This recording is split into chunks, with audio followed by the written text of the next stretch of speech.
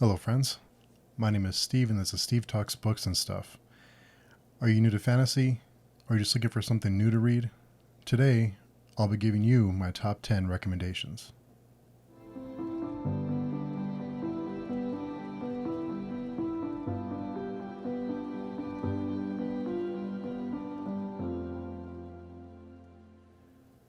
So before we get started, I think it's important that I give you a little background and history on what my personal tastes are and how I got into reading earlier this year when I got into Booktube.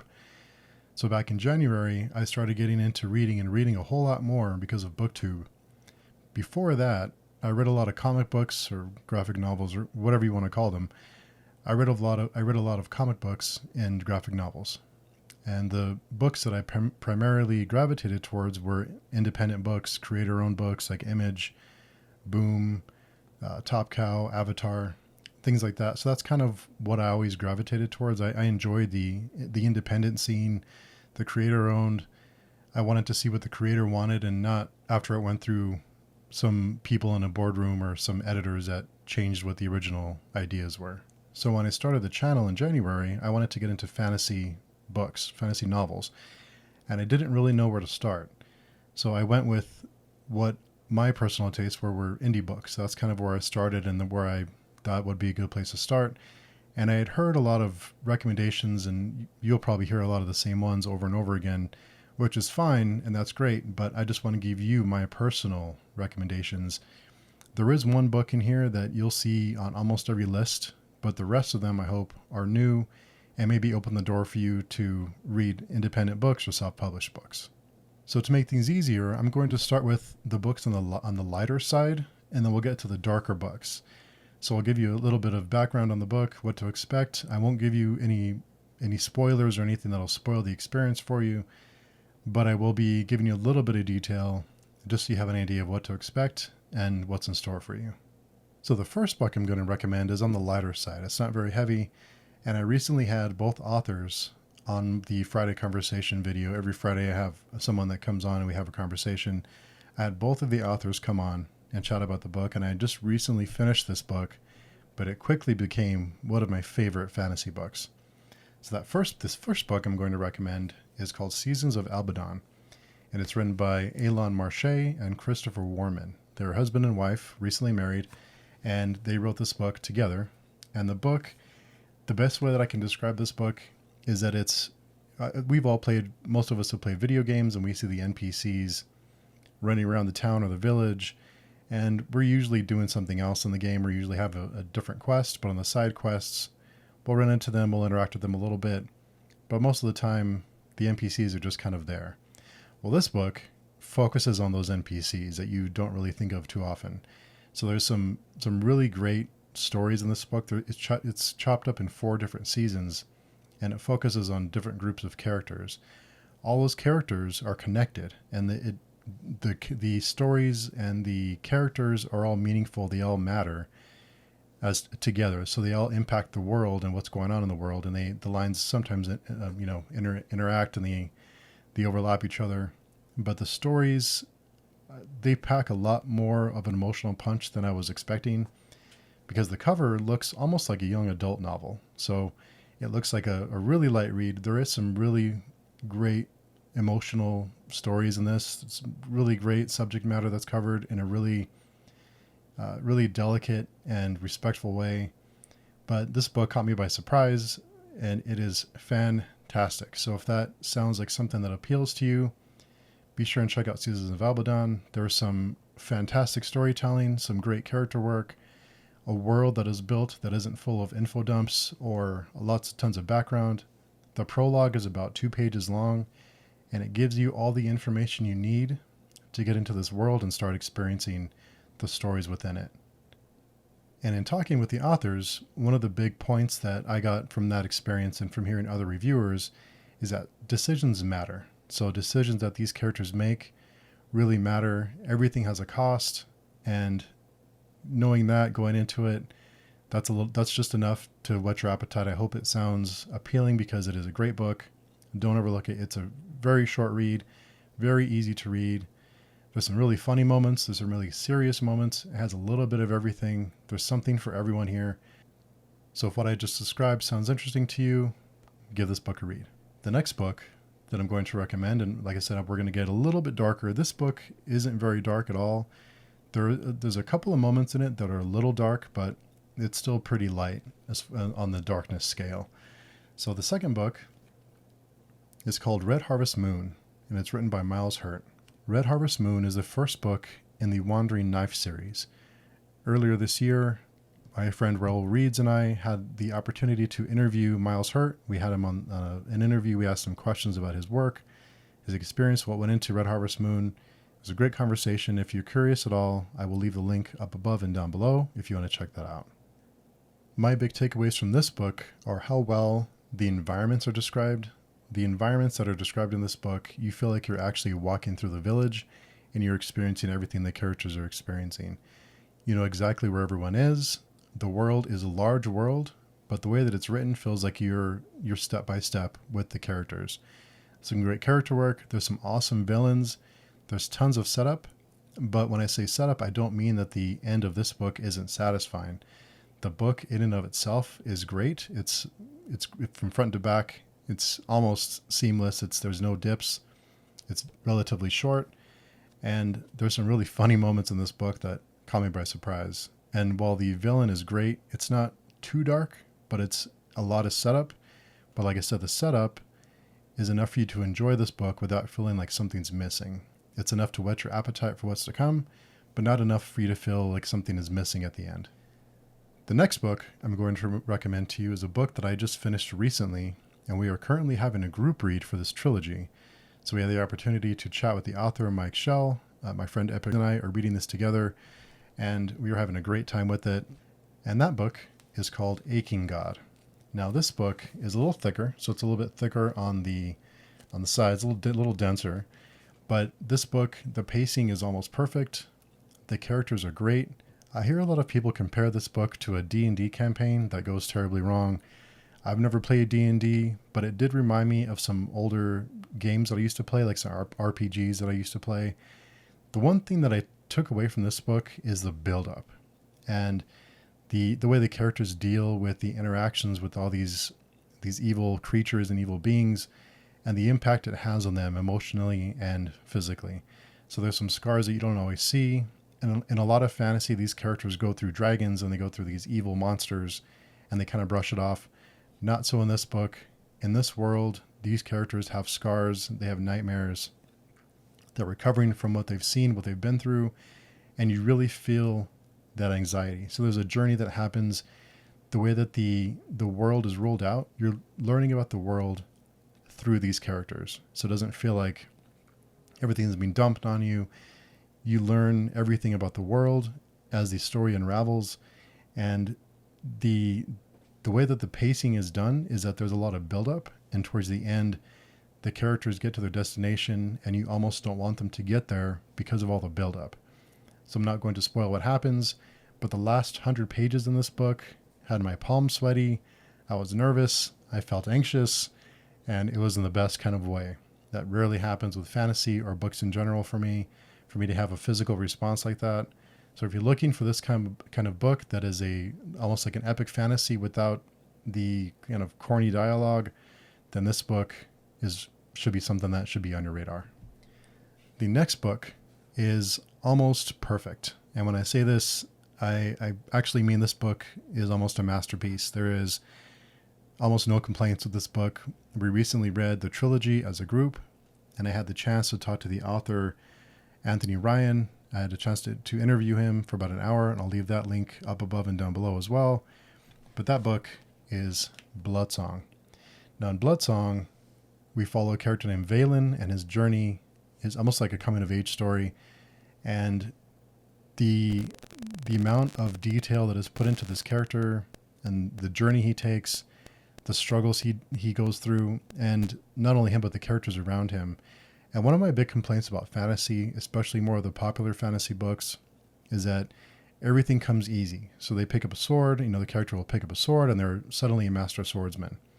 Or they pick up a sword and they're just mowing people down. Well, it just seems, I feel silly saying it seems unrealistic reading a fantasy book, but you really feel the decisions in this book, everything matters.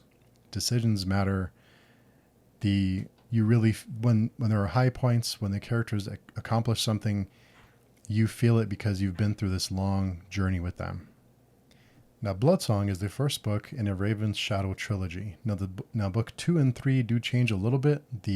This first book, Bloodsong, is primarily one point of view from one character, and in the second and third books, there are more points of view as you go along in the trilogy. So just a heads up that it does change as it goes on. You can read Bloodsong as a standalone. Some people prefer that, but the entire trilogy is great. At least check out Bloodsong, and like I said, it is almost perfect. The next book I'm going to recommend is a book that's perfect if you need a palate cleanser, or if you just want to change a pace, and something with some humor in it. Actually, a lot of humor. And that book is River of Thieves. We recently read this as a group and had the chance to talk to Clayton Snyder about the book, hear about his history, what went into writing the book, and I'll leave that again up above and down below. This book is a long quest. There's some great character interactions. Every chapter title is hilarious. I laughed out loud several times within the first couple of pages. I was laughing out loud. I mean, this book is great, and it doesn't take itself too seriously. It just throws everything out there, and it is hilarious. It's a great story, and it is almost self-contained enough to where it is a big world, but you don't feel like you're overwhelmed with all the information. So if you're looking for something with some humor and some heart and a great epic tale, check out River of Thieves. Now, as the list goes on, we're going to get a little bit darker. So the higher up the list, the darker the tone and the books are going to get. And this book is a book you'll see in a lot of lists, a lot of recommendations, but I couldn't make this list and not include it. And a lot of people consider this grimdark. I'm in the camp of it's more grimdark light, so it's a great introduction to grimdark. I don't think it's necessarily solid grimdark, but it's not an insult because it's on this list, and I really love this book and the trilogy, and that is The Blade Itself by Joe Abercrombie. Now this book, again, is hilarious. There's some great dark humor in it, and the thing I really love about this book is it turns all these tropes that you've read 1,000 times and seen in movies 1,000 times. It turns all these tropes in your head, and it subverts expectations. And not what you may be thinking.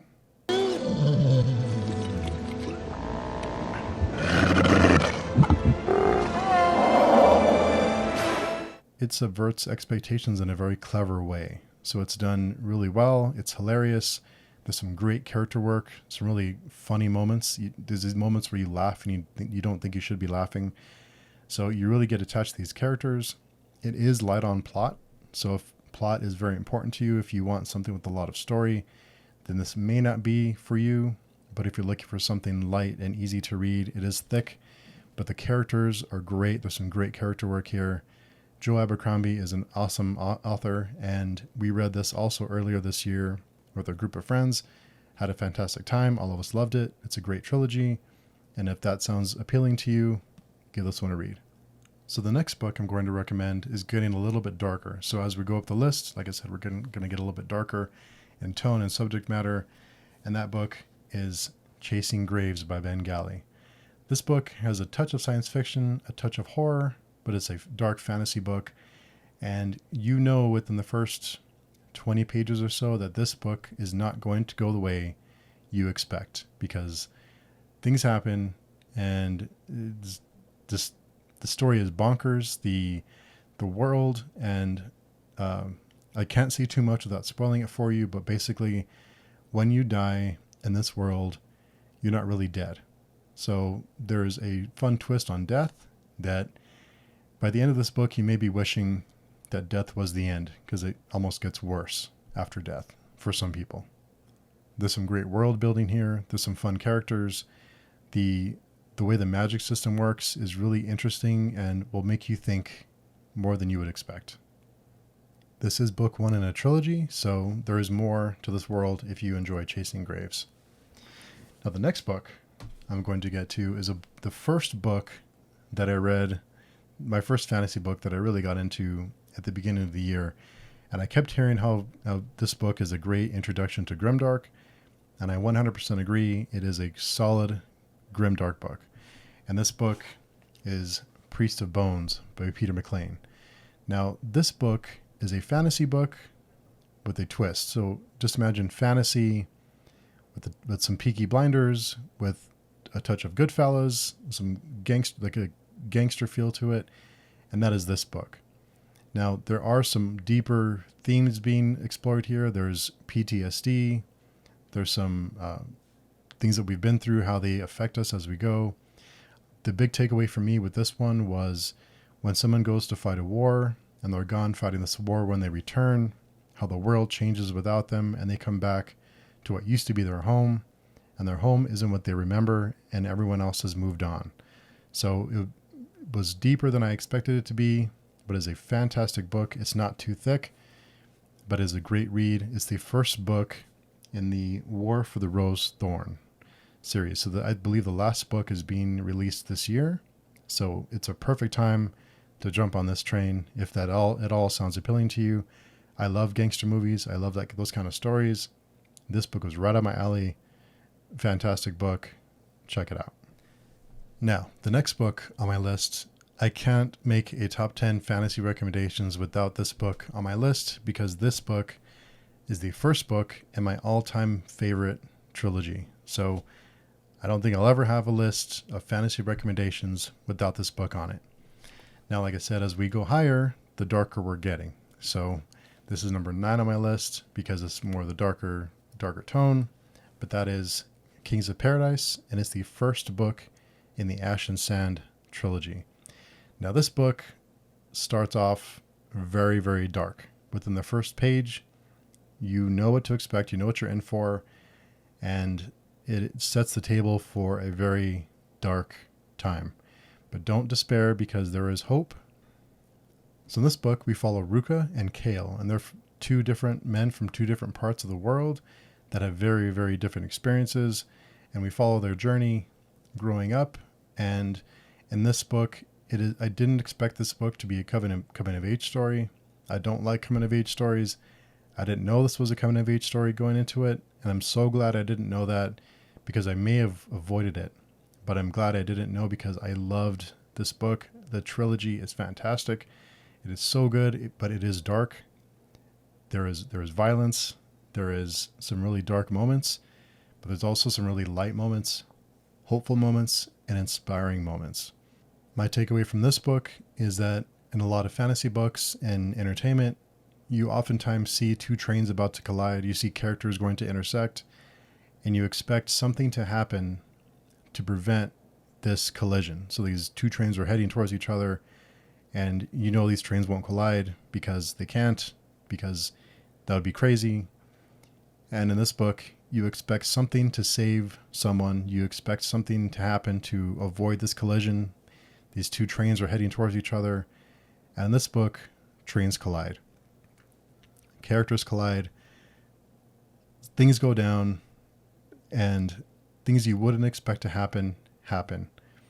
And the second book especially is one of my favorite all-time books. The way that it's done is just great, and I can't give too much away because it would spoil this book and the trilogy if I do, but it is just brilliant. So Kings of Paradise is a great introduction to the trilogy. Like I said, it is dark. It can be very dark and violent. There is a love story that's done here that is done really respectfully, and it is just a 5 out of 5. Can't recommend it enough if that sounds at all appealing to you. Like I said, it is not for everyone because we all enjoy different things, and that's cool. But if what I explained sounds good to you, definitely give this one a try. It is a little bit on the thicker side, but when I tell you it's worth the read, trust me, if it sounds appealing to you, give it a read. I do have a video recommending the entire trilogy that I will link up above and down below. But let me just say, if you are curious, but you're worried about the violence or the content, I would say go to Amazon, search for this book, and you can read the first few pages for free. So you don't have to pay anything. You can preview the first few pages. If you get through those first few pages and you're still on board, dive in. So we made it to book 10. This is my 10th recommendation. And it's number 10 because, like I said, we went darker and darker as the list went on. And this book is definitely the darkest, most violent. off the wall, crazy book on this list, and I loved it. And that is Beyond Redemption by Michael R. Fletcher. In this world, the crazy, the insane people, the people with these intense traumas, their delusions become reality. So these insane people are almost like gods and supervillains, and what they imagine becomes, they can conjure into reality. Now that might sound crazy and insane, and it is, and crazy and insane things happen. And the magic system in this book is my favorite magic system. It is just off the wall, bonkers, creative, and it is amazing. This book is just, will blow you away, and it is just insane is the best way I can describe it. But it is very dark. It is very bleak. When you read it, you almost feel like you're going into a dark place when you read it, and you can feel the darkness. You can feel the hopelessness. And the characters, as the title would suggest, the characters are beyond redemption. The characters are not likable. There's some awful characters, but you do find things in each character that you can enjoy. Having characters that aren't likable isn't important to me. So any of these books that I recommend, I don't have to like a character to enjoy their story, but I know some people do. So if you need that to enjoy a story, most of these may not be for you. In this book especially, the characters are not redeemable. They're awful people. They do awful things. But in the context of this world, they do what they have to do to survive. And the funny thing is, there is this really droll, dry humor mixed in. And the characters, the interaction, their back and forth is hilarious. And it really helps the story because it gives you a break from all the darkness. Earlier this year, we did have a group read for this book and the follow-up, The Mirror's Truth. And we did have the chance to speak with Michael R. Fletcher about the book, what went into it, his experiences with it. It was a great time. Again, I'll link that up above and down below. But this book is one of my all-time favorites. It is just so creative, and it is just done so well. But like I said, it is dark, so it is not for everyone. So be warned that it is dark. it is quintessential grimdark. But if you're like me and don't mind the darkness, and you enjoy great stories, just fantastic magic system, just off the wall bonkers ideas, unlikable characters with some funny moments and funny interactions, check out Beyond Redemption. I think you'll enjoy it. So thanks for watching my top 10 recommendations. If you are watching this and you were like me and didn't know where to start when you got into your fantasy journey, I hope this video helped. Or if you're an experienced reader who just wants something different, I hope you found something that may appeal to you. So what are your top 10 recommendations? Let me know down below in the comments. So thank you for taking the time to watch and hear about my favorite fantasy books, the books that I enjoyed, and my experiences with them. I hope this video is helpful. Until next time, I will talk to you soon.